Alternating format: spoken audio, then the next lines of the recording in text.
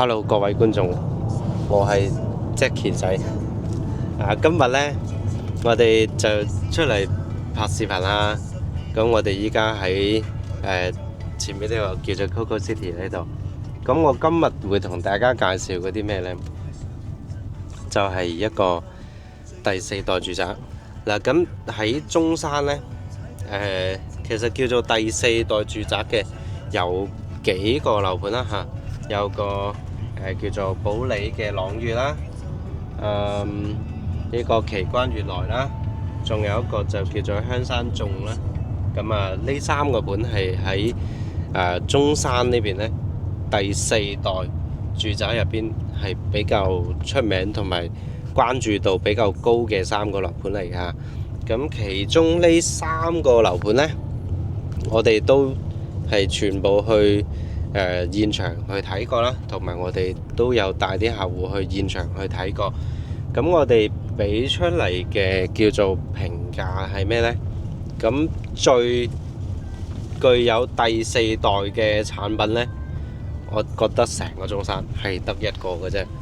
咁其他嗰啲就只不過係叫做實用性高啦，同埋我嘅一個嗰個叫做咩？得房率啊，即係淨慾率啊，俾得高啲嚟咁解嘅啫。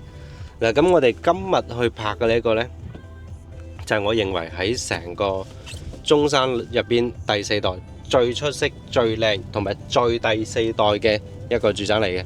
咁佢就會係一個叫做香山頌呢個樓盤呢，佢嘅無論由一個設計啦，同埋佢嘅一個戶型啦、戶型使用率啦，同埋佢嘅配套啦，各方面都係成個中山入邊第四代最靚嘅一個。咁我哋依家呢，即時去邊？嗱，呢度呢，我哋就嚟到啦，就係呢一個叫做建華香山頌。咁隔離嗰個樓盤呢，就叫做華發學府1號啦。之前都好多我哋香港朋友買咗嘅。嗱，咁呢度我點解話咁推崇佢，話成個中山嘅一個第四代去佢呢度最靚呢？咁我哋可以直接咁鏡頭調翻上去，上邊嗰個騎樓呢，其實佢係有個叫做錯層咁樣嘅，即係好似一個人嘅呢個手咁樣呢。佢有單層、雙層，咁佢嘅嗰個送嘅花園位置呢係唔同嘅。咁呢度一入嚟，佢首先就係成個大堂嘅位置啦。咁呢啲大堂呢都做得非常之氣派嘅。我哋依家一入嚟，首先去睇下成個一個模型啦，同埋呢個會所嘅一個配套嘅嗰啲先啦嚇。嗱，呢一個呢就係佢成個項目嘅一個沙盤啦。一共咧係有12棟嘅一個佈局啦嚇，你見到佢呢個騎樓咧，即係正如啱先我喺出邊佢啲實體樓咁樣，你見到嘅佢會有一個錯層咁樣嘅一個設計啦，亦都係近幾年喺網上咧好多人喺度講緊話，哇第四代會係點樣，咁俾到人入邊個腦入邊咧就會有好多咁我喺屋企我係可以種到植物嘅，可以有自己花園嘅。咁樣嘅一個概念喺度，呢啲先至係所謂喺個思想入邊嘅第四代住宅。嗱，咁跟住佢呢度周邊點解佢呢個位置有咁多本地人買，同埋佢一加推出嚟2日有2棟樓呢，直接係售罄呢？咁其一呢，就因為係呢度周邊嘅一個學校啦、配套啦、資源啦，集中晒喺呢邊。呢個位置呢，佢係叫做旗江新城。咁佢呢邊呢，會有嗰個108啦、天聯108啦，咁跟住富力中心啦、寶龍城啦，仲有好多嘅一個第四代住宅項目，全部都喺晒呢個旗江新城嘅位置。咁以後呢邊呢，政府嘅規劃，呢度就係成個中山嘅新市中心。即係之前嗰邊市政府嘅位置呢，好大機會會搬嚟呢邊嘅，同埋依家喺呢度起緊嘅嗰個地鐵線呢，喺呢度直行過去100米就會有一個地鐵站口，有個地鐵站口嘅。咁我哋依家所處呢個位置呢，其實就會係一個會所，咁同埋喺呢度行出去呢，就會係佢嘅一個停車場。咁停車場呢，佢都做咗部分，會俾啲客戶呢去見到以後你屋企嘅成個車庫會係點樣嘅。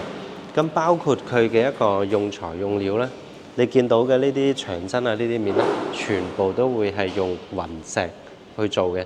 咁眾所周知啦，雲石佢嘅一個即係對於時間嘅一個侵蝕呢，係損失得比較慢嘅。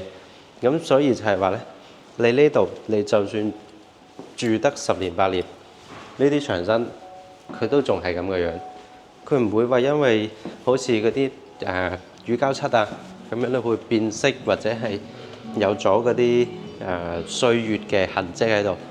嗱，咁呢度呢，就係佢嘅一個健身房啦。話大唔大，話細唔細，該有嘅都有。好似跑步機啊，玩呢啲咁嘅舉重啊，呢邊就有瑜伽啊，同埋隔離就有泳池啊，呢啲咧全部都係對業主開放嘅。咁呢度嘅泳池咧，佢都係一個全年24小時開放嘅一個恆溫泳池。嗱，咁你好多即係好似依家我哋住緊嗰啲小區冇會所啊之類嗰啲咧，室外嘅泳池一年時間咧都淨係開3個月左右嘅時間，而且去玩嘅基本上都會係小朋友居多。咁呢啲咧室內嘅泳池咧，佢就會係比較多真係朝頭早或者夜晚落嚟呢度游水嘅嗰啲大人啦。咁呢個成個泳池咧，佢有25米咧，正常嘅標準嘅一個有泳池嘅長度。嗱，咁你見到呢啲牆面啊，全部都係雲石嘅，同埋地面就防滑磚。成個會所咧嘅配套就影晒俾大家睇㗎啦。咁我哋依家事不宜遲，廢話唔多講，即刻馬上上去睇示範單位。嗱，咁我哋依家就上到嚟空中花園呢度啦。嗱，咁成個樓盤咧，佢嘅地塊都係由地面到花園呢度咧係抬高咗6米嘅，亦即係話咧，你嘅花園先至係對面嗰度嘅2樓。咁跟住佢呢度咧，仲係一個架空層，架空層呢度咧又6米。咁即係話呢度嘅2樓咧，都已經相當於普通一啲嘅4樓嘅高度啦。咁呢度嘅面積咧就得3個嘅啫，117嘅4房2廳2衛，然之後139嘅4房3廁4房2廳3廁，同埋呢個169嘅4房3廁2個廳嘅。嗱，咁我哋首先咧嚟到呢一個咧就係117平嘅一個示範單位。呢個咧因為佢係喺地面呢度咧直接再搭出嚟嘅。咁我哋一陣咧再上到去實體139嗰個咧，你可以見到咧一上嚟呢度其實係一個電梯井嘅位置。呢啲咧都係獨梯獨戶嘅獨戶嘅一個設計。咁跟住我哋擰翻個鏡頭，呢個戶型係117平，你淨係呢個廳呢度咧都已經有成800尺，誇唔誇張？呢個係117平嘅咋，我當時嚟，哇，係咁樣嘅表情嘅。嗱，咁一入嚟，其實佢呢度咧係一個餐廳嚟嘅。交樓咧，佢呢度係呢啲嘅趟門啦，兩邊一趟翻就係封閉式嘅。呢個倒台交樓嗰時候係冇嘅。入邊呢啲嘅櫥櫃啦、洗碗機啦，呢啲係交付到入俾你。淨水機啊，都配埋會有嘅。嗱，咁你睇下成個格局啦。原本佢呢度咧會有個。呢度係會有個房嘅，但係咧呢個房係完全可以剝到晒。佢將入邊呢度咧就變成一個8米幾嘅廳，8米幾闊啊！你諗下幾誇張？咁佢呢度嘅佈局，因為係4房啦，嗰度剝咗一間房，就剩低有3間房。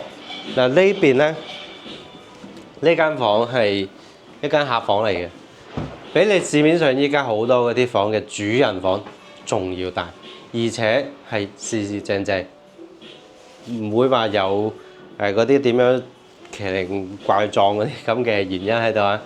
咁跟住我哋再睇埋佢嘅露台，呢個露台咧，亦即係話我認為佢呢度係真正第4代住宅嘅一個原因啦。正常你所有嘅騎樓咧係到呢度嘅啫，同埋佢呢度嘅騎樓咧佈建咧都係到呢度。咁樓上呢度咧就係其他人啦。咁跟住嚟到呢度咧，呢個叫做私家花園啊，係全部送嘅。呢個係呢度最細嘅戶型，所以呢個面積咧係送得最細嘅。咁呢度往上咧嗰個高度咧就有成6米高。咁你喺呢度咧夜晚望下星星啊，或者喺呢度種下花花草草，飲下咖啡，嘆下茶，呢啲先至係嘆世界嘛，老細。嗱，睇埋其他啲房嘅格局。呢個咧就4房2次嘅家樂標準啦嚇。咁嚟到呢度一入嚟咧，呢邊係一間客房，呢啲嘅空間咧完全都唔細，呢啲咁嘅房嘅積數完全唔細。同埋呢個洗手間，呢個洗手間咧入邊咧，你所有見到除咗呢啲裝飾品之外，就係交樓標準。117平咋，俾到咁嘅空間你，大佬。嗱，我話俾你聽係點解？因為呢度佢佈建呢個位置係窗台，即係相當於呢個淋浴房送嘅。跟住嚟到呢邊主人房，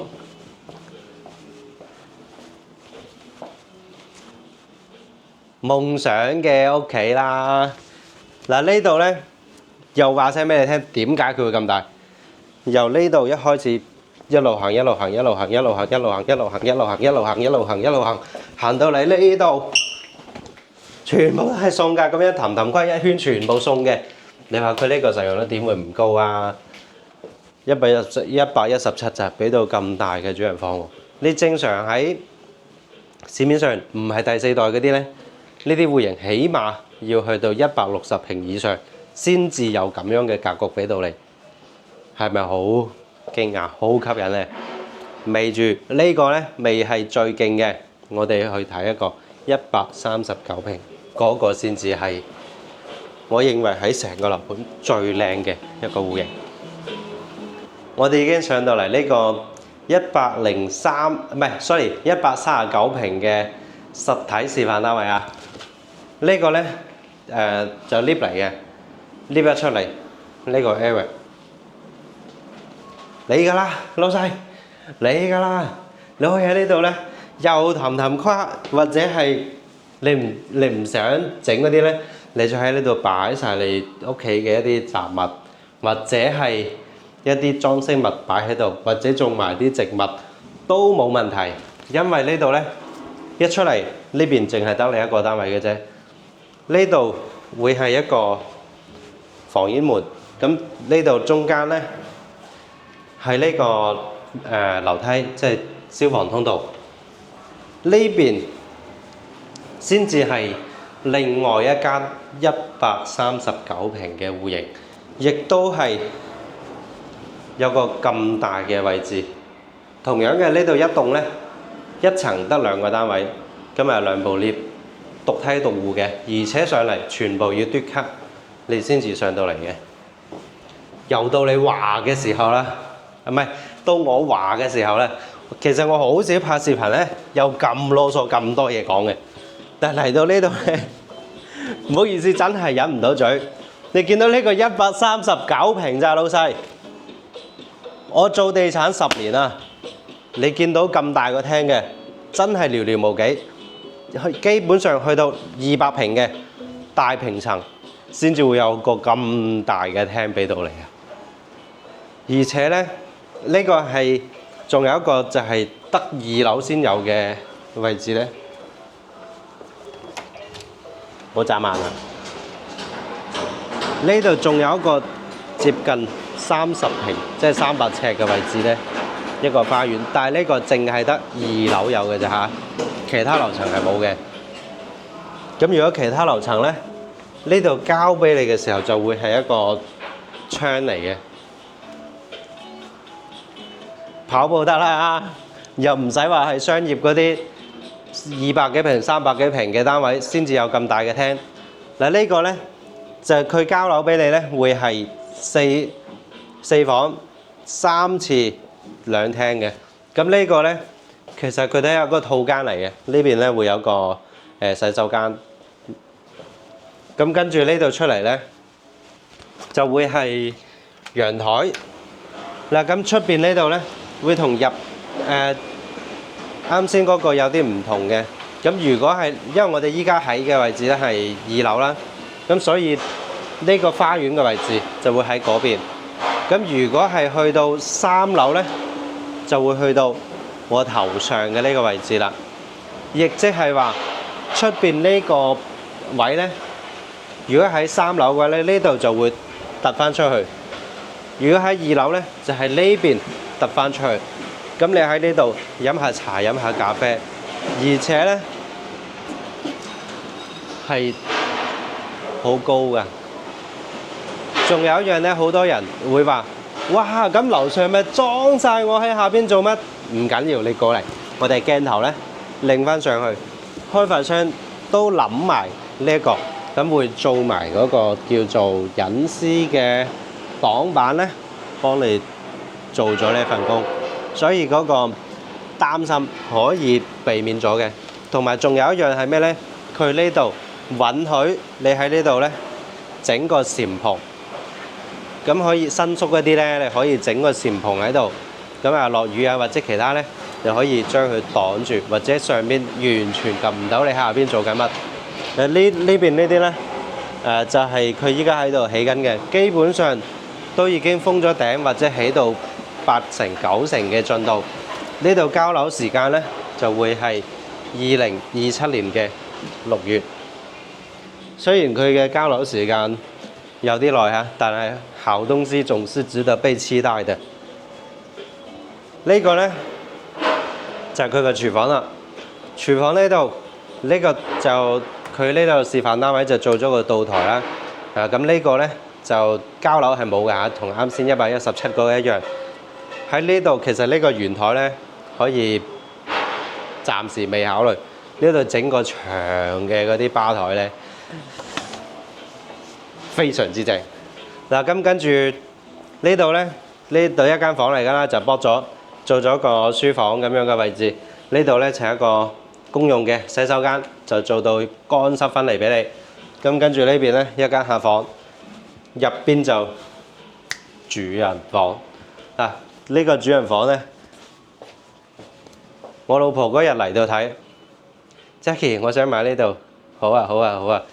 等我揾多啲觀眾朋友買咗先啦。等我儲多啲子彈啊！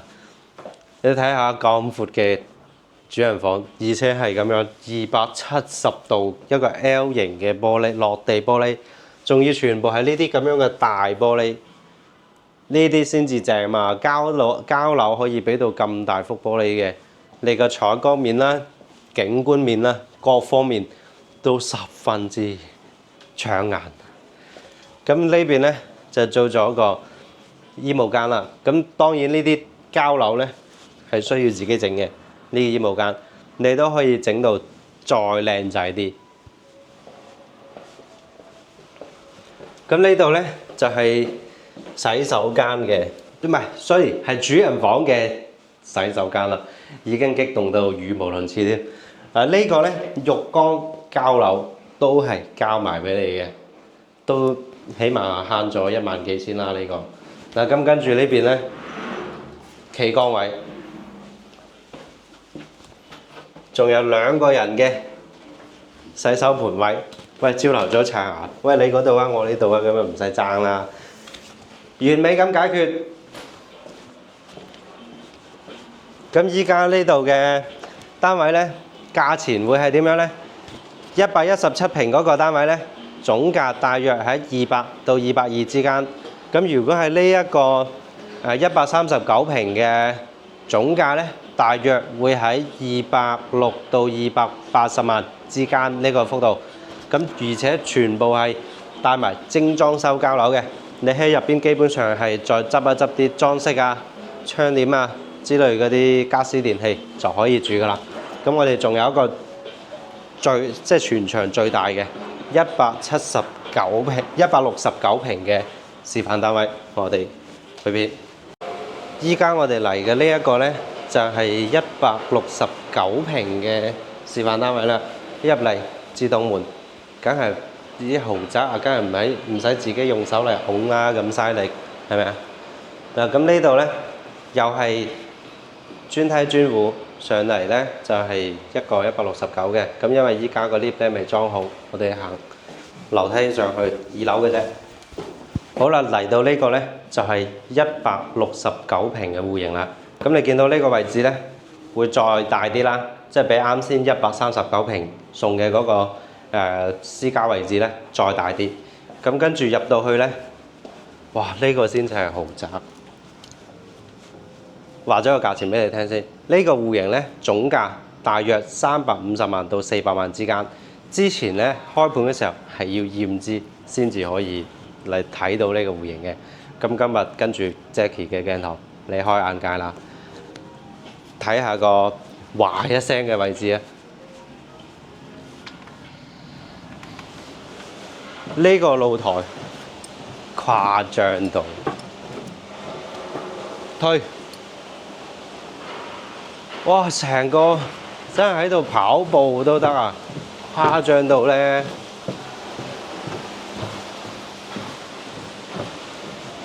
喺呢度去到嗰度呢，真係要靠嗌喂咁你先至聽到。呢度呢個呢就係送嘅，呢邊呢個位置係送嘅花園，呢度係比啱先139嗰個呢面積再大咗，同埋呢個嘅一個長度呢再長咗，同埋佢呢個送嘅位置呢就更加多嘅。嗱，呢度呢個廳呢，淨係呢個廳啊，都差唔多成1000尺。成1000尺嘅廳，哇！大佬啊，呢啲戶型你喺市面上你起碼去到300幾平，你先至有咁大嘅廳俾你。呢啲就係目前住宅嗰啲嘅大平層啦。169平可以做到你市面上成300平先至俾到你嘅空間。呢個呢一個套間嚟嘅，咁佢呢個呢好多就呢啲就基本上係作為工人房或者係書房啊嗰啲嚟使用啦。咁呢度一過嚟呢，其實格局同啱先139嗰個呢就差唔到太多嘅，只不過佢所有嘅空間、所有嘅 size 會再放大咗，而且佢呢個呢會比啱先嗰個多咗啲咩呢？多咗一間套房，呢個呢係1、2、3、4個廁所，呢個呢係公用嘅一個洗手間啦。咁呢邊呢個呢已經係變咗套房啦。啱先139嗰個呢，呢個就唔係套間嚟嘅。嗱，咁你見到呢啲嘅套間呢，其實已經同常規戶型120幾平嗰啲嘅主人房咁大㗎啦。咁再睇下呢邊嘅兩間房，呢間呢就係普通嘅客房啦。咁呢間就唔係套廁嚟嘅，即係唔係套房嚟嘅。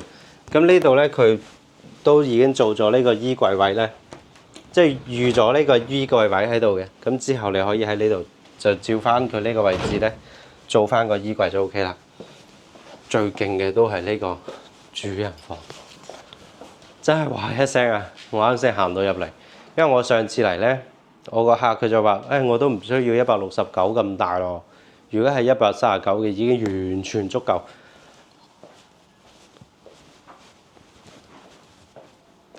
勁唔勁啊？呢啲先係揾錢嘅動力啊！呢個呢就係佢嘅套間啦。入邊你好似浴缸啊呢啲呢都係帶埋嘅，而且呢啲咁嘅企缸位呢再大咗，同埋呢啲呢你其實喺入邊你自己再整埋個乾蒸房都冇問題。嗱，OK，咁我哋依家呢度呢3個面積、3個戶型呢，都已經係睇晒㗎啦。咁我哋呢條片呢，其實都已經係叫做又臭又長㗎啦嚇。嗱咁 OK，呢度結尾呢，就講多2句廢話啦。嗱，如果係對呢個盤有興趣嘅觀眾朋友呢，可以即時打俾我。咁依家咧呢度嘅貨量都仲充足嘅，可以過嚟現場呢，俾你去感受下以小面積買到大平層嘅感覺。係喎，仲漏咗個秘密空間喺呢個門嘅後邊呢度呢，原來都仲有個雜物間。下期再見啦〜